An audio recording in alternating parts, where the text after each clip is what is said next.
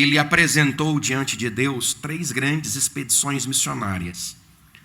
Se nós fizéssemos uma leitura mais pontual dos textos escritos por Lucas em Atos dos Apóstolos e encaminhado para a cidade de Alexandria, no Egito, nós teríamos a compreensão de algumas viagens adicionais que não estão inseridas dentro das 3 principais expedições missionárias. Na primeira expedição missionária, ele parte da cidade de Antioquia da Síria, faz uma conexão portuária em Cesareia, vai para as ilhas na região de Salamina, faz uma outra conexão portuária, desce na região de Pafos, de Pergue na Panfilha, sobe pelo caminho de Atália, atinge toda a região da Galácia do Sul e prega a palavra de Deus nas cidades de Antioquia da Pisídia, Listra, Icônio e Derbe.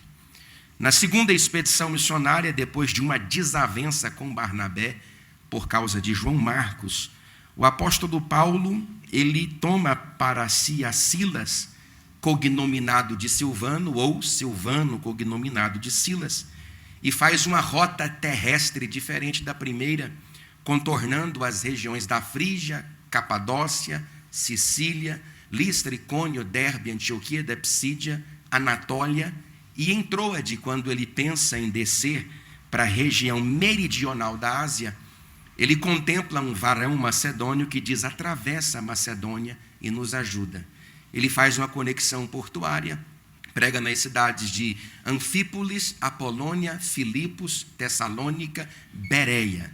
Ele é escorraçado nessas 3 cidades e ele vai para a região da Acaia pregoar a palavra de Deus na cidade de Atenas. Faz uma nova conexão portuária no istmo que divide a Acaia e prega e vive por 18 meses na cidade de Corinto. Na terceira expedição missionária, ele faz a mesma rota realizada na segunda expedição missionária, com uma grande diferença. Quando ele chega na região de Antioquia da Pisídia, ele não atravessa a região greco-macedônia, mas atinge o centro da Ásia meridional e da Ásia Menor. Os estudiosos chegam a considerar a possibilidade de que 4 milhões de asiáticos tivessem escutado falar sobre o nome de Jesus por causa do ministério de Paulo na cidade de Éfeso. Foi a partir do ministério de Paulo na cidade de Éfeso que ele atinge de forma indireta, eu vou repetir, que ele atinge de forma indireta a cidade de Colossos. A cidade de Colossos fazia parte de um conglomerado de 3 cidades. Você tem a cidade de Colossos, a cidade de Hierápolis e a cidade de Laodiceia. É interessante compreendermos isto e citarmos os nomes de todas estas cidades para reconhecermos a legitimidade do trabalho, não de Paulo em Colossos, Hierápolis e Laodiceia, mas de um de seus discípulos, que provavelmente estudou aos seus pés, lá na região de Éfeso, que é chamado de Epáfras, provavelmente o fundador, o pastor, aquele que acompanhava os irmãos na região da Frígia e Capadócia. Eu estou lhes dizendo isto para dizer a vocês que a igreja de Colossos, Hierápolis e Laodiceia é a prova vívida que ainda no tempo da vida daquele que discipula, os seus discípulos são capazes de fazer trabalhos semelhantes. Eu vou repetir. Ainda em tempo da vida daquele que discipula, os seus discípulos têm autonomia para fazer trabalho semelhante. A cidade de Colossos, ela distava-se 9 quilômetros da cidade de Hierápolis e, consequentemente, 14 quilômetros da cidade de Laodiceia. As 3 cidades eram cidades importantes. Quando nós abrimos, por exemplo, as páginas intertestamentárias, que é essa folha branca que separa o Antigo Testamento do Novo Testamento, nós temos 2 fontes ali, Heródoto e Xenofonte, que apresenta a cidade de Colossos como a principal das cidades envolvendo as 3 por conta do seu comércio. Mas quando Paulo coloca os seus pés lá, 200 anos depois que os gregos que Xerxes havia invadido, não os gregos, mas os medos e os persas, invadido essa região, a cidade já não era tão apoteótica e brilhante como a própria cidade de Laodiceia. Tanto é verdade que no final desta carta, Paulo faz uma recomendação para que Arquipo pudesse encaminhar essa mesma epístola para a região de Laodiceia, porque ele entendia que a cidade de Laodiceia já estava alcançando preponderância diante da própria cidade de Colossos. Mas, por Epáfras estar ali e o trabalho ter iniciado ali, é para esta cidade que Paulo dedica esta epístola. A carta de Paulo aos Colossenses, ela é escrita na prisão. Paulo não está no melhor tempo de sua vida ministerial, porque é um tempo de profunda dificuldade. Ele escreve inicialmente na primeira prisão provisional romana 4 epístolas. A carta que ele escreveu aos Efésios, a carta que ele escreveu aos Colossenses, a carta que ele escreveu na primeira versão a Timóteo e a carta que ele manda para um cidadão chamado Onésimo, e Filemon. Onésimo carrega a carta para Filemon, lá na própria cidade de Colossos. Então, estas 4 epístolas são as iniciais epístolas da prisão. Paulo escreve quando está passando um tempo de profunda dificuldade e ele designa um substituto para Epáfras na cidade de Colossos. Você vê aí o versículo de número 7 que nós acabamos de ler. Paulo reconhece um pastor fundador nesta igreja, que é Epáfras. Mas ele recomenda um substituto para Epáfras, porque Epáfras estava visitando ele na prisão.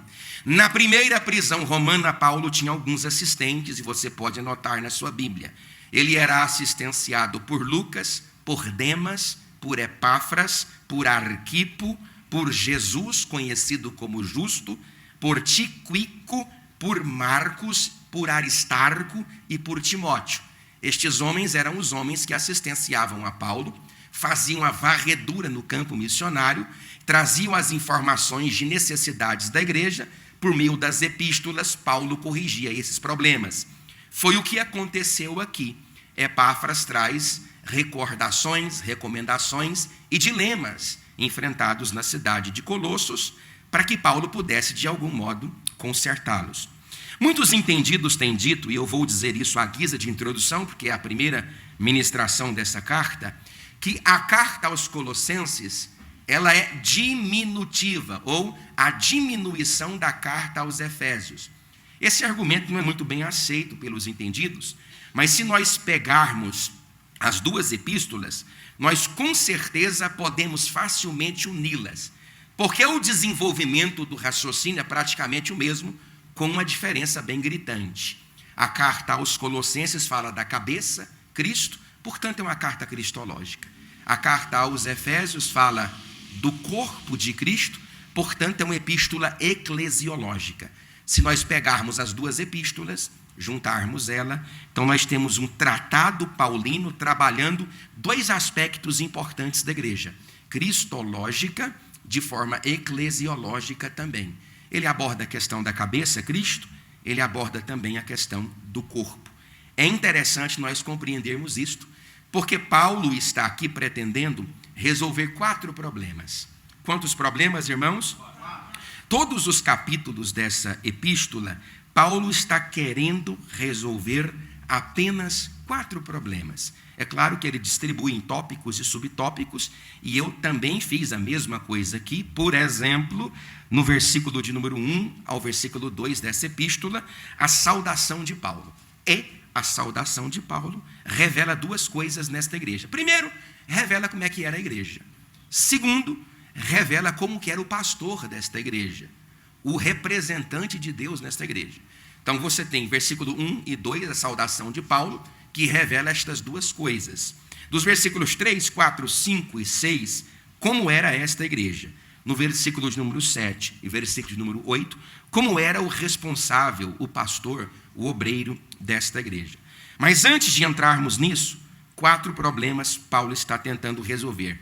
O primeiro problema é o problema do sincretismo. Preste atenção nisso, porque os problemas que esta igreja está enfrentando são os mesmos problemas que a igreja de hoje está enfrentando. Preste atenção aqui do pastor. Veja para você ver a minha gravata azul listada de vermelho. Os problemas que esta igreja está enfrentando são os mesmos problemas que a igreja de hoje enfrenta. O primeiro deles é o problema do sincretismo religioso. É interessante nós aprendermos com Deus a partir do conhecimento bíblico. Nós entendemos bíblica, histórica, geográfica e culturalmente que nos primeiros séculos da era cristã, nós tínhamos um duelo de pensamento nas escolas catequéticas que desenvolveram a doutrina que você hoje crê. Nós entendemos que o postulado doutrinário da igreja, a partir daquilo que os apóstolos escreveram, foram consubstanciados ao longo da história nos pelo menos 4 primeiros concílios que foram desenvolvidos na história do pensamento cristão. Então, quem determinou o postulado doutrinário para as igrejas foram os concílios? Não. Os concílios possibilitaram o caminho do entendimento para aquilo que seria ortodoxia, para aquilo que seria doutrinário, para aquilo que deveria ser vogado como doutrina dentro da igreja. O primeiro concílio foi proclamado por Constantino em 325, chamado Concílio de Niceia. Em 381, Concílio de Constantinopla. Em 431, Concílio de Éfeso. Em 451, Concílio de Calcedônia. Tudo que nós entendemos sobre a pessoa teantrópica de Cristo, a união hipostática, homoúsios e não homóiusos, a natureza humana que ele assumiu para redimir, nós compreendemos a partir do entendimento desses concílios. Mas, pastor, estava tudo na Bíblia? É claro que está tudo na Bíblia, e quem abordou os assuntos foi a própria palavra de Deus. Paulo abordou o assunto em pelo menos 13 versões: Romanos, Coríntios, Gálatas, Efésios, Filipenses, Colossenses, Salonicenses, Timóteo, Tito e Filemão. Até o 4º século, a carta aos Hebreus tinha sido inserida no cânon do Novo Testamento como sendo de autoria paulina. Pedro, Tiago e Judas fez o mesmo nas epístolas universais. Pedro, Tiago, Judas, João, Judas e Apocalipse de João. Eles desenvolveram as doutrinas, mas não era muito bem entendido. Esses concílios fizeram com que o entendimento pudesse ser colocado de forma sistemática para nós. Então, o sincretismo religioso, ele é o resultado de uma mistura que surge nessa página branca da sua Bíblia, com um homem que nasceu em 20 a.C., e viveu até o ano 50 ou 51, chamado Filon de Alexandria. O que esse cidadão tentou fazer? Ele tentou harmonizar a filosofia grega com o Antigo Testamento. Para fazer essa harmonização da filosofia grega com o Antigo Testamento, ele precisava dar sentidos múltiplos aos textos bíblicos. Eles desenvolveram um método de pensamento bíblico conhecido como a quadriga medieval. Dar mais de 2 ou 3, às vezes 4 sentidos para cada texto bíblico. São mais de 31 mil versículos, 1.189 capítulos, cada um deles com 4 sentidos. Se eu dou para a Bíblia o sentido que eu quero dar, então eu não preciso estudar a Bíblia. Se o sentido que eu vou dar quando eu estou lendo a Bíblia é um sentido que sai da minha cabeça e não do texto bíblico, então eu não preciso estudar a Bíblia. É desnecessário estudar a Bíblia se eu tenho um sentido para dar à Bíblia que não é o sentido que a Bíblia propôs. É o maior problema dentro das igrejas cristãs hoje. Eles dão sentidos múltiplos para os textos bíblicos, sem qualquer responsabilidade, sem qualquer compromisso, sem qualquer idealização bíblica. É por isso que os puritanos, no século XVI, disseram: a parte mais importante da pregação é a leitura do texto. Por que é a leitura do texto? Porque a leitura do texto é o texto sendo lido sem as invenções mirabolantes daquele que está lendo. A leitura do texto é suficiente. A leitura do texto bíblico é capaz de ressignificar o indivíduo. Nós tivemos, por exemplo, um elemento sincrético desenvolvido dentro dos territórios de Israel por Antíoco IV Epifânio, entre os anos 210 a 164, quando ele dedicou o templo que era de Deus, construído naquela ocasião por Esdras, Neemias, mas na verdade Zorobabel e o Gadol Corém Josué, ele dedicou o templo a Zeus. Durante a manhã o templo seria de Zeus, durante a tarde o templo seria de Iohá, ou de Jeová, ou de Yavé, ou de Iá. E com isso ele sacrificou uma porca ali, promovendo uma grande revolta chamada de Revolta Macabeia. Isso é mistura. Quando a igreja coloca dentro dela práticas que vieram de religiões africanas, posso nem cognominar aqui, porque eu posso ser cancelado, está gravando. Quando a igreja mistura aquilo que é ordinário, essencial, por elementos subjetivos, secundários e mundanos, a igreja está adulterando a palavra de Deus. A palavra não precisa ser misturada com nenhum único ingrediente. A palavra é suficiente para mudar a sua vida. A igreja não precisa modificar a sua estrutura litúrgica para atrair o mundo. A igreja atrai o mundo pela sua diferença, não pela sua igualdade. A igreja, que é a igreja cujos seus membros são ovelhas, conhecem a voz do seu pastor, e o seu pastor as alimenta com capim verde que desce da glória de Deus, e esse alimento é a palavra santa do Senhor Jesus Cristo. A igreja precisa lutar contra toda prática sincrética que envaidece o comportamento litúrgico e sacramental da igreja. A segunda coisa que Paulo quer lidar ali são os mesmos problemas enfrentados por ele na região de Antioquia da Pisídia, Listra, Icônio e Derbe, que é a questão do legalismo judaico ou do legalismo religioso. Naquela ocasião, o legalismo judaico ele propunha um novo caminho de salvação, dizendo que o sacrifício de Cristo era, de certo modo, insuficiente. Porque se eu digo que para o indivíduo se salvar, ele precisa se salvar e circuncidar, então eu coloco a circuncisão acima do sacrifício de Cristo. Se eu digo que o indivíduo, para se salvar, precisa do sacrifício de Jesus Cristo, mais obras, então eu coloco as obras complementares àquilo que Jesus fez. Deixa eu dizer uma coisa aqui, irmão. Jesus não te salvou por causa de quem você é. Jesus te salvou por causa de quem Ele é. Jesus não te salvou por causa daquilo que você faz. Jesus Cristo te salvou por causa daquilo que Ele fez. A justificação não é meritória. Não existe aqui ninguém que é mais justificado do que o outro. Existe aqui todo mundo justificado. Eu sou justificado. Você é justificado. E todos nós, justificados em Cristo, podemos estar aqui na igreja, levantando a nossa mão e glorificando o seu santo nome. A experiência na Torre de Martinho Lutero, quando deu-se a promulgação das 95 teses, pregando no castelo de Wittenberg, chegou-se à seguinte conclusão: a justiça que Deus requer é a justiça que Deus dá. Eu vou repetir: a justiça que Deus requer é a justiça que Deus dá. Aquilo que Deus requer de você para que você seja salvo foi aquilo que Deus deu para que você pudesse ser salvo. Não é uma atitude humana, é uma obra única e exclusiva de Deus. É Ele que começa, é Ele que termina. É por causa desta obra que o teu nome está escrito no livro da vida e você pode adorar a Jesus por isso. Terceiro lugar, a filosofia grega. Era um grande problema da filosofia grega, porque, evangelista Oemos, nós tínhamos pelo menos nós tínhamos diversos problemas. Por exemplo, a palavra docético, ou que vem de uma terminologia grega chamada dokel.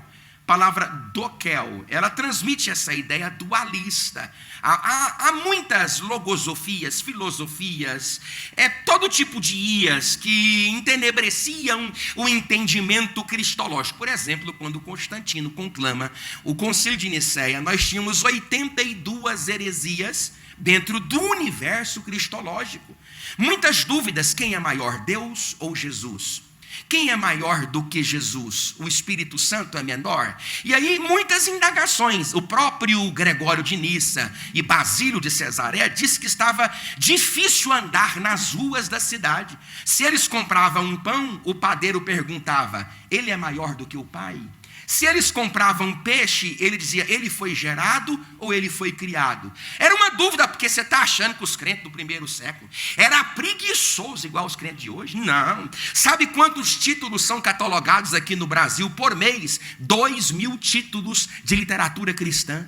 Nós nunca vivemos uma era de estupidificação bíblica. 54,68% dos pastores nunca leram a Bíblia toda.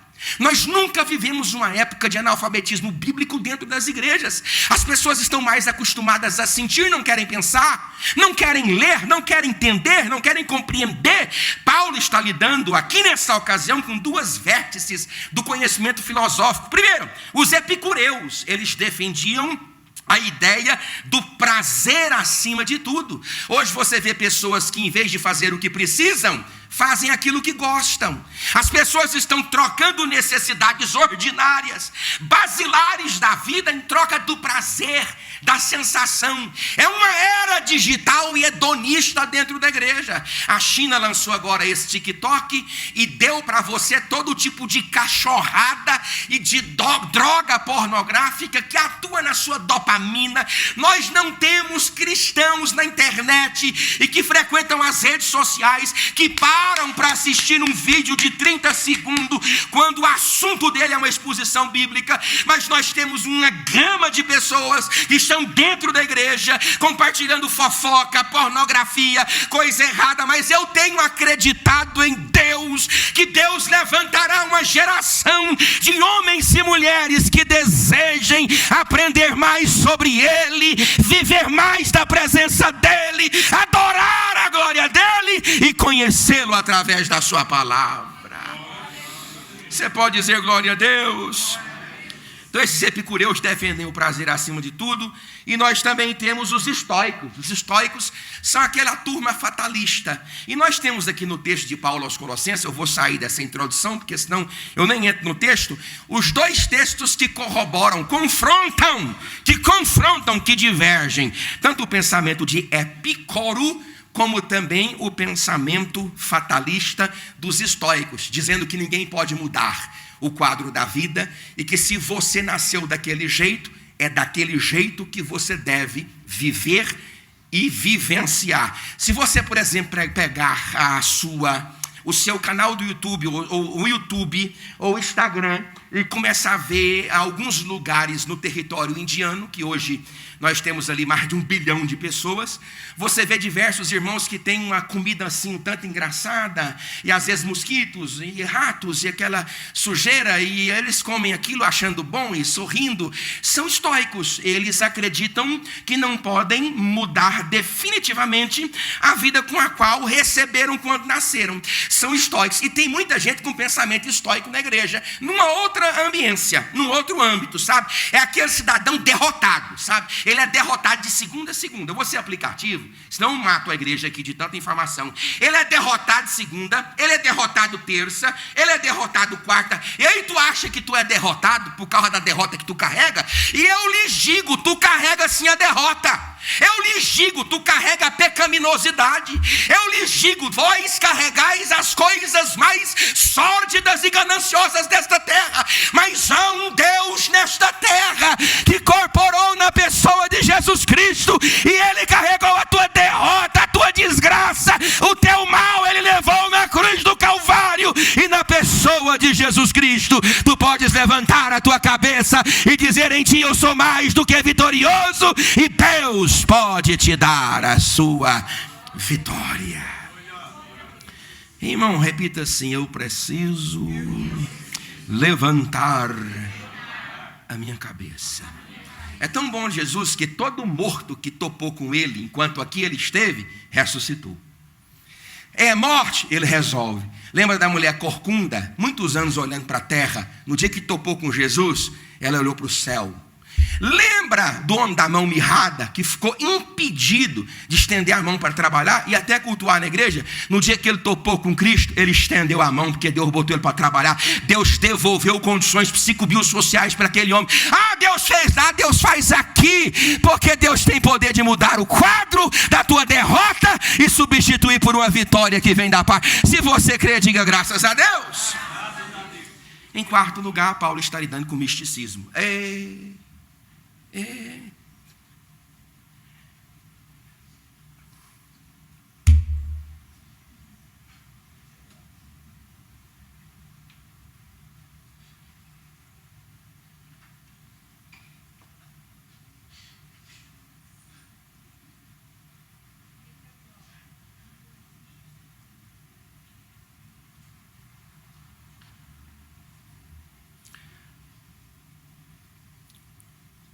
Eu não vou falar. Irmãos, nós estamos perdidos. Como que está a cabeça? Irmãos, pelo amor de Deus.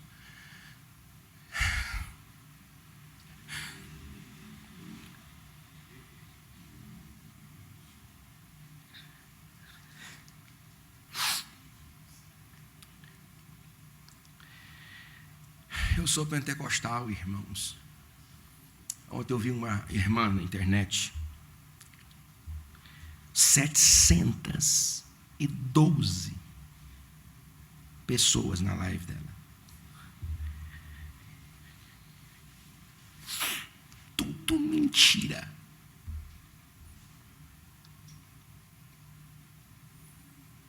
Aí caiu o Pix para ela. Aí, vocês sabem que eu não vou imitar. Vi aqui entrar o Pix. Lotado de gente chorando. Irmãos, as coisas de Deus são sérias. O que está acontecendo com a igreja? Pelo amor de Deus, venha para a igreja. Abra a sua Bíblia, bota a sua Bíblia no seu dorso aí do seu joelho.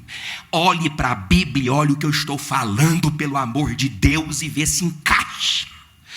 Encaixou não, tem um erro não é problema. Um erro aqui, um erro ali, a gente erra. Qualquer pessoa erra, mas heresias. E a pessoa se alimentando, se embriagando de nojeiras teológicas, de misticismo. Não é igreja de Jesus Cristo. Cultua a pessoa de Jesus Cristo. Igreja de Jesus Cristo se assenta para aprender a palavra de Jesus Cristo. A igreja é diferente, ela veste diferente, ela anda diferente, ela tem uma vida transformada pelo poder do Espírito Santo. E aí, emendando, falando em mistérios, né? Falando em mistérios. E aí ela bebia água e continuava. Aí, filho, vem cá, pega aqui. Ó, passando ali, pega ali. Assim, as coisas lá da casa dela. E aí emendava por fim a revelação. O Pix caiu de fulano. E tá lotado de gente vendo essa bobeira. Aí você abre uma escola dominical, um simpósio de liderança, onde a pessoa senta para aprender a palavra. Irmão, nenhum talento, nenhum dom, nenhum milagre suplanta a autoridade que já foi dada. É a autoridade da palavra de Deus. É ela que deve ser invocada na igreja. Repita comigo, irmão: sincretismo, legalismo, filosofia grega e misticismo. Aí a saudação de Paulo. Paulo, apóstolo de Cristo Jesus, por vontade de Deus, e o irmão Timóteo. Repita comigo: Paulo e Timóteo. Então, Paulo e Timóteo são mentores, orientadores. São os pastores responsáveis pelo aquele rebanho. Claro que de forma muito mais categórica e definitiva é o apóstolo Paulo. Mas fala essa frase: ninguém faz nada sozinho. A igreja precisa ser co-participante. Paulo vai usar aqui, a partir do versículo 7, uma linguagem conservo, servo dos servos. É o mesmo título que foi dado a Mônica, no 4º século da era cristã, mãe de Agostinho de Hipona. Uma serva dos servos de Deus. Gregório Magno, em 604, também pegou esse título, por causa da sua capacidade de servir e enviar missionários. Poucas pessoas na história do cristianismo levaram esse nome de servo. E as palavras que categoriza obreiro no Novo Testamento são 3, que são ramificações de oved ou de eved, do hebraico. Doulos, que significa servo ou escravo. Diáconos, aquele que se arrasta para servir, porque as mesas eram embaixo, tinha 40 centímetros, 50 de altura. E riupretz, que é escravo condenado de galé. O que passou disso, o que traz muita pompa, está fora da proposta de Deus. Por isso que nós estamos sofrendo na igreja, porque os ideais ministeriais que foram implantados em nós transmitiram uma honra que nunca deveríamos possuir. Se você destina a mim uma honra, e eu louvo a Deus por isso, porque a quem tributo, tributo, a quem imposto, imposto, a quem dever, dever, a quem honra, honra. Eu louvo a Deus porque através de ti, Deus quer me apaziguar, Deus quer me abraçar. Mas o correto é: eu estou aqui para servir a igreja, você está aqui para servir o seu irmão, nós estamos aqui para sermos servos uns dos outros. Jesus, quando esteve na última pregação do capítulo 14, 12, 13, 14, 15, 16 de João, a mensagem que ele deu, lavando os pés dos discípulos, é: eu quero que vocês tudo briguem por isso, todos vocês vão brigar por isso. Para quê? Para lavarem os pés uns dos outros. Toda a igreja é serva de Jesus e nós somos conservos uns dos outros, e no fim de tudo o nome de Jesus é adorado. Toda outra pretensão, ela apenas carrega a vaidade do nosso coração, ou a necessidade de nos reafirmarmos no serviço alheio. Mas essa igreja, repita, Paulo e Timóteo. Olha, eu coloquei 2 lições. Primeiro, uma igreja direcionada por uma liderança maior. Irmão, tem que ter uma liderança na igreja. Pastor,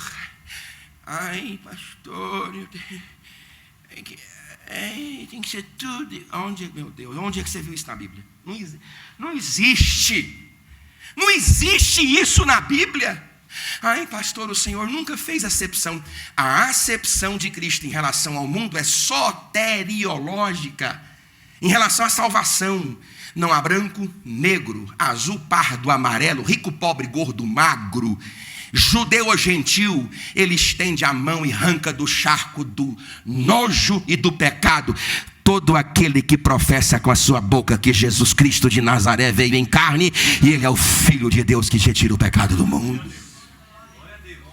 Jesus tinha um grupo de 500 discípulos. Dentro do grupo de 500 discípulos tínhamos um grupo reduzido de 70.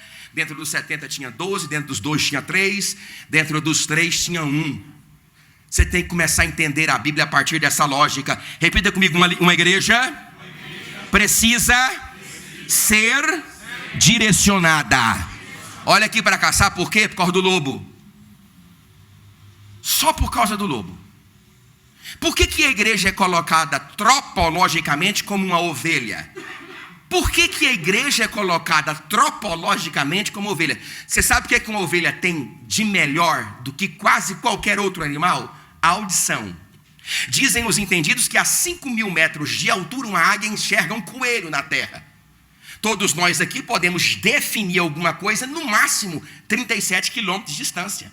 Mas uma águia tem um olho fenomenológico, ela enxerga um coelho, um gambá, na terra a 5.000 metros de altura. Agora, a ovelha tem o quê?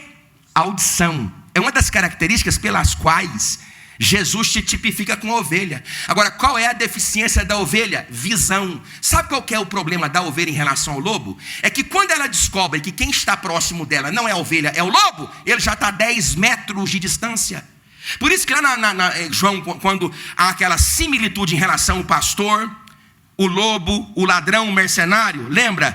O mercenário que não é pastor, vê vir o lobo, foge, ele vem e arrebata as ovelhas. Por quê? Porque quando a ovelha, como ovelha, percebe que aquele que aproxima não é ovelha, é lobo, é tarde demais. Por isso que tem que ter um pastor olhando. Cuidado. É um lobo. Cuidado para quê? Ele usa para quê? Para espantar o lobo, para que a ovelha seja confortada, para que a ovelha tenha segurança. Por isso que a palavra pastor, que no grego é poimeno, no hebraico é roi, que vem de um radical chamado roá, é proteger enquanto come. Proteger enquanto come, apacentar, é guardar enquanto ela alimenta. Para quê? Enquanto ela alimenta da palavra, o pastor identifica a presença de lobos na igreja. Gente, é tão claro. A igreja precisa ser mentoreada, cuidada. Alguém idôneo tem que estar à frente de um rebanho, alguém idôneo à frente de um departamento. Por isso que o pastor fala: cuidado com essa moça, cuidado com esse rapaz, cuidado com essa liturgia, cuidado com esse negócio. Para quê? Agora hoje está difícil, que o pastor não pode falar mais nada. Ele não pode falar mais nada, que se ele falar, a pessoa se ofende, a pessoa se contraria. A pessoa, o pastor, porque ele não quer. Não é porque o pastor não quer. Inclusive eu aqui, a pessoa pede aí, vou falar, vai, não importa não. Porque eu descobri uma verdade ainda no Nordeste, quando eu era missionário: que não se prende ovelha com arame, se sustenta ovelha com pasto. Ovelha que é nutrida, ela está na igreja por causa de papo. Pode deixar aberta a porta, pode deixar, mas ela sabe. Foi o que Pedro disse quando Jesus começa a perder popularidade e o povo vai embora. Quando ele veio da região de Rafana, Canata, Damasco, de Ezetópolis, Gadara, Filipos e Damasco, a hora que ele pisa o pé na região oeste do lago de Tiberíades, do lago de Genazaré, do mar da Galileia, a hora que ele pisa lá, o povo junta. Aí o povo junta para comer pão, porque descobriu que ele faz milagre da multiplicação do pão. E todo mundo vivia uma pobreza miserável por causa dos 800 talentos de ouro recolhidos pelo Império Romano. Aí quando Jesus viu que o povo avolumou para comer pão, ele disse: eu tenho um pão para dar para vocês, só que não é o pão da farinha, eu sou o pão vivo que desceu do céu, e quem não comer deste pão não tem parte comigo. Menino, quando o povo ouviu essa conversa, então quer dizer que não tem pão hoje? Não, eu estou indo embora. Cheio de gente assim na igreja, procurando Jesus por causa do pão que ele dá, só que ele está aqui mostrando-te o pão que ele é. E se tu achar bom, tu coma muito. E se tu achar ruim, você coma pouco. O importante é que desça na sua alma aquilo que desce na glória de Deus, e Deus possa transformar a sua vida. Aí Pedro chegou e falou: você está perdendo seguidores. O seu Instagram já reduziu. Parafraseando, o senhor está vendo que o povo está te xingando nos comentários. Aí Jesus falou assim para ele: e por que tu não pegou sua malha e não cascou fora daqui, rapaz? Vai também. Aí Pedro foi e disse: não é para onde? Olha, Pedro é inteligente. Pensa num caba velho ali descolado, nordestino, é Pedro.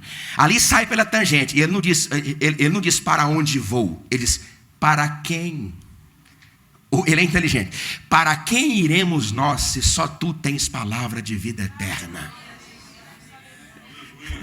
E ele, ao mesmo tempo que ele fala que, ao mesmo tempo que ele se recusa a deixar Jesus, ele mostra que não deixará Jesus pela palavra que ele fala, como as pessoas que estavam ali rejeitaram. Ele disse assim: se as pessoas te rejeitam por causa da palavra que tu falas, eu estou aqui para comer o banquete que sai da sua boca. Não, ele não é bobo não. Ele não é bobo não. Ele levou a lapada e ele já se levantou. Agora tem crente que leva a lapada e fica no chão o tempo todo. Repita comigo: eu preciso me levantar. Segunda característica aqui nessa saudação: aos santos e fiéis irmãos em Cristo que se encontram em Colossos, graça. Essa Colossos aí, porque assim, no hebraico não tem E, no hebraico tem E, no hebraico não tem O, no hebraico tem O. Geralmente é mais fechado, guturalmente, mas no grego não é nem colosso que fala, é colossos. Mas eu vou falar colosso. Pode ser, irmão? Diga amém. Uma igreja disposta a acolher, repita: eu preciso acolher a orientação da minha liderança. Irmão, entra segunda-feira no meu Instagram lá, que você vai ver eu respondendo umas 60 perguntas. Toda segunda tem essa pergunta: como encontrar uma igreja saudável para congregar? Toda. Essa é uma pergunta. A outra pergunta: está difícil permanecer no ambiente onde eu estou? Quando devo sair? É uma segunda pergunta. Terceira pergunta que eu escuto: pastor, nunca tinha descoberto a doutrina da graça. Fui falar com os meus pastores que conduzem a igreja há 30 anos. Eles dizem também nunca tinham escutado falar. Aí do lado de cá eu já estou quase me virando pelo avesso, porque são coisas simples, puro amor de Deus, da palavra de Deus. E eu não sei porque as pessoas só negam da igreja o direito de escutar.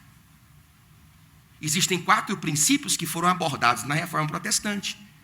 A igreja precisa ter uma boa administração dos sacramentos, e são 2, ceia e batismo, uma boa liturgia bíblica, uma excelente exposição bíblica, e em 4º lugar, uso de disciplina para membros. Não aquela disciplina de exposição, não é essa não, porque essa aí dá até processo hoje, mas a igreja tem que ter limite. Ou o teu filho na tua casa assiste o que ele quer, ou a tua mulher fala contigo do jeito que ela quer, ou o seu marido fala com... Não, as pessoas têm que ter limite. O limite da igreja é a palavra de Deus. É o limite da igreja, é a palavra de Deus.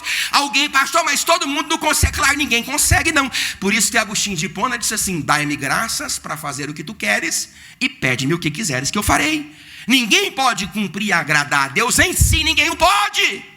Nós agradamos a Deus na pessoa de Cristo. Por isso que Paulo falou: se vocês quiserem agradar a Deus e viver no Espírito, andar no Espírito, não dê ocasião à carne. A única ocasião que você tem para agradar a Deus é viver no Espírito, andar no Espírito, beber do Espírito e se deixar ser frutificado pelo Espírito Santo de Deus.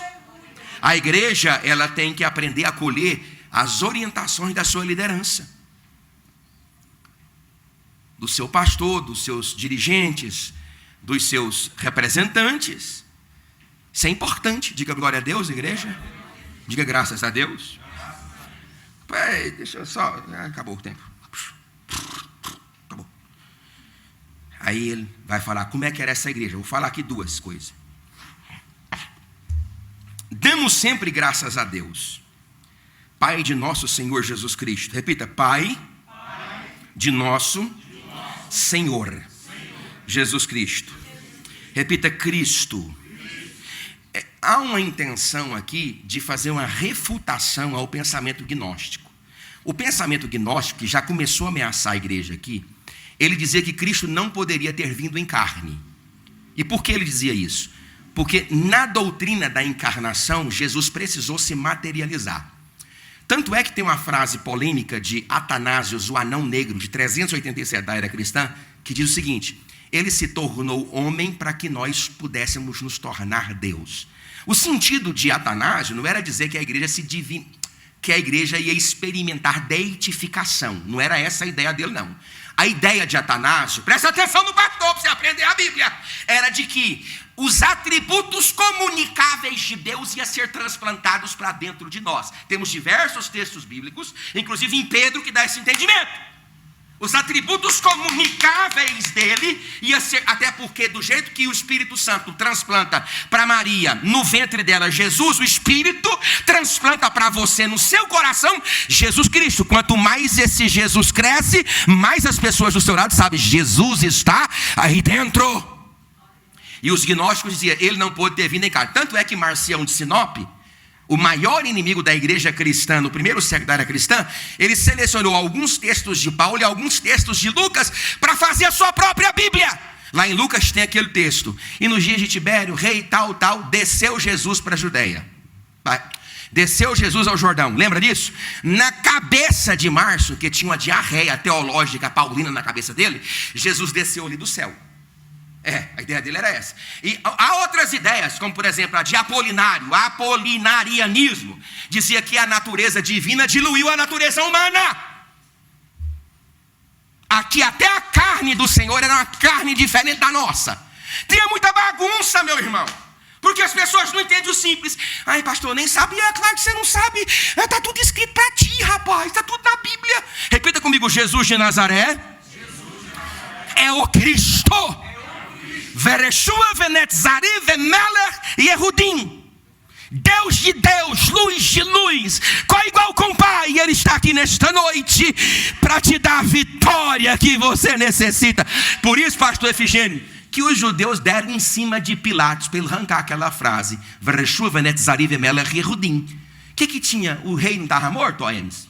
Ele não estava pregado na cruz? Lá está escrito: Jesus Cristo de Nazaré, rei dos Vereshua venetzari vemeler Yehudim. Eles queriam arrancar, porque o acróstico de Vereshua venetzari vemeler Yehudim é Yud rei vav rei, Baru raiá, Baru rové, Baru ové, que é o nome de Deus No hebraico, eterno, eterno, é o nome do Deus eterno. Aí quando eles viram o acróstico lá, isso foi em Pilatos. Aí Pilatos respondeu: o que eu escrevi? Escrevi. Vai ficar lá do jeito que está. Eles olharam para Jesus e viu o nome de Deus cravado na cruz do Calvário. E foi porque ele morreu que você está vivo. Foi porque ele pagou a sua conta que hoje nós glorificamos o seu santo nome dentro da igreja. Nem fui para a primeira. Repita: uma igreja cheia de fé. Aí ele fala: desde que ouvimos. Vamos repetir: desde que ouvimos da vossa. Fala: fé. Então, a primeira característica dessa igreja é que ela era uma igreja cheia de fé. Como é que está a tua fé, irmão? Vamos falar terça-feira que vem. Como é que está a tua fé, lindeza? Oh, espiritual. Estou vendo que tu está cuspindo fogo igual um dragão, né? Como é que está a tua fé, rapaz? Hein? Está abalada? Está abalada? Eu não sei por que os pastores, de modo geral, não pregam as realidades bíblicas. E eu até ministrei aqui uma realidade bíblica. O evangelista Amos foi no gabinete conversar sobre aquilo, as dificuldades do reino de Deus.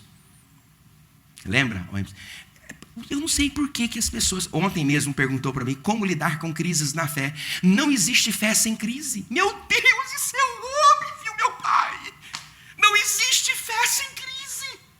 Porque a fé vai contra todo o diagnóstico, vai contra todo o protocolo, vai contra tudo que se diz matematicamente comprovável. A fé é justamente isso. O ambiente de crise que você enfrenta é um campo de oportunidade que Deus lhe dá de você exercer fé. A igreja era cheia de... Pronto. Aí você olha para aquele marido seu que parece um carrapato, sabe? Aquela coisa, sabe? Aquilo não é homem, uma coisa, né? Aí você fala: Jesus abençoa essa coisa. E de repente ele está lá, um homem de flor, um homem educado, sabe? Um homem que fala por favor, um homem que fala dá licença. Eu não sou esse homem, né? Eu não sou esse que fica ciscando galinha. Não, também não sou. Mas também o cara não é bruto. Você está ouvindo o pastor, irmão? Diga amém. O cara não é bruto, o cara não é uma coisa. A mulher olha para ele, tem medo. Não, irmão, esse aí é o servo que Deus colocou do seu lado, glória a Deus. Essa daí, porque tem uma mulher também, irmão, que é valente.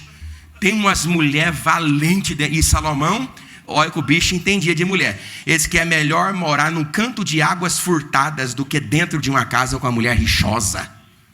A mulher rixa na cabeça do marido o dia inteiro. Ele diz no outro texto: é melhor morar num campo de águas furtadas. Você sabia que um dos métodos de tortura na Segunda Guerra Mundial mais eficientes é jogar água na pessoa? Pingo de água é um método. Pingo. Eu estou dizendo de um pingo. Põe a pessoa deitada e põe ela para pegar um pingo de água na testa. É tranquilo, né, pastor? É tranquilo. Agora fica 2 horas debaixo desse pingo. É uma tortura psicobiosocial tão grande que a pessoa entrega até o presidente, se for necessário. Ele entrega a mãe, entrega o pai, entrega tudo. Aí tá a mulher o dia todo. Pim. O homem não aguenta. Mas repita comigo: eu preciso ter fé. Deus vai mudar esse homem, Deus vai mudar essa mulher, Deus vai mudar esse filho, Deus vai mudar essa situação. Levante a mão para dar glória. Deus vai entrar com providência e o nome dele vai ser glorificado. A igreja tem que ter fé. Aleluia.